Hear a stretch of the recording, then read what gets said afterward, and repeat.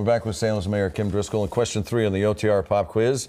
Many famous homes in Salem and stories to go with them. So one is built around an architectural term. No multiple choice this time. Can you name this novel?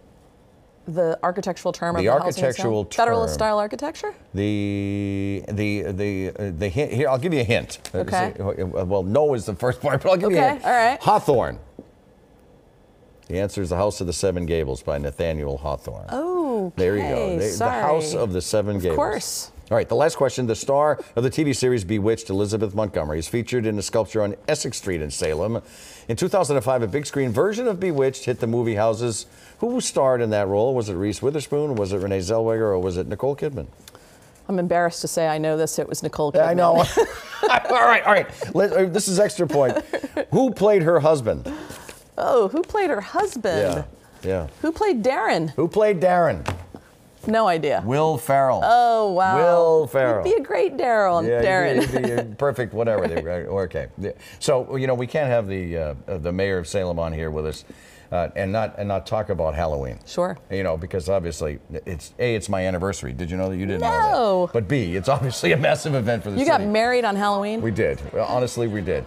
In these days of terrorist attacks on so-called soft targets, securing this event is a year-round effort, not just on October 31st. How all-consuming is this for you? Yeah, we spend a lot of time in public safety planning and coordination for what happens in October. Literally, it starts the day after. So in November, we're doing our after-action reports. We're sort of reviewing what happened the year before. And we do our planning around October 1st to October 30th, because we welcome a lot of people throughout October. And then October 31st is a whole separate sort of public safety planning operation. And we meet regularly. Right now, we're meeting on a monthly basis, reviewing the agenda, the schedule. Reviewing a monthly basis now, leading up to Halloween. Yes, and it will increase as we get closer. So once we hit summer, you'll see those meetings it's increase. It's a year-round thing, as you sure. said. All right, I would love to talk about Facebook, because Facebook is you know, in everybody's life. So as the mayor, you're a public figure, but you also have a private Facebook account, I do. right? Yep. You have a mayoral Facebook account? We have a city Facebook account, and then I have... And you have a private one.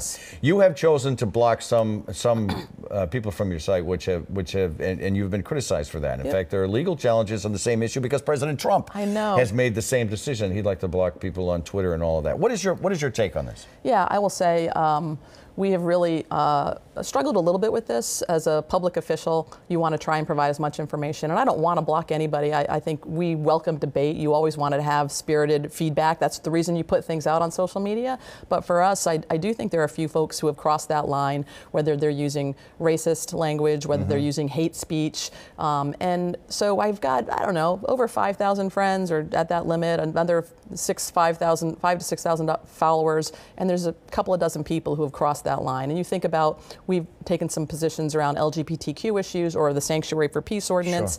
That brings out people from out of state who don't even have anything to do with Salem, who want to sort of interject oftentimes hateful language. So I don't like doing it. We've done it. We're going to review it, because there are competing interests in court levels around whether a public official should be able to do that.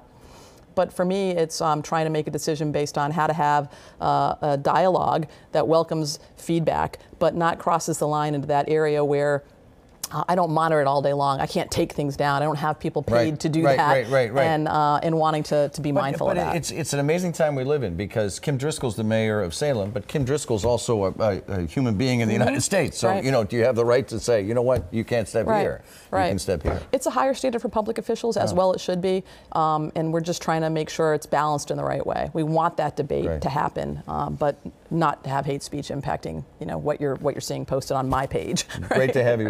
By the way, what are you going to be for Halloween? Have you figured that out yet?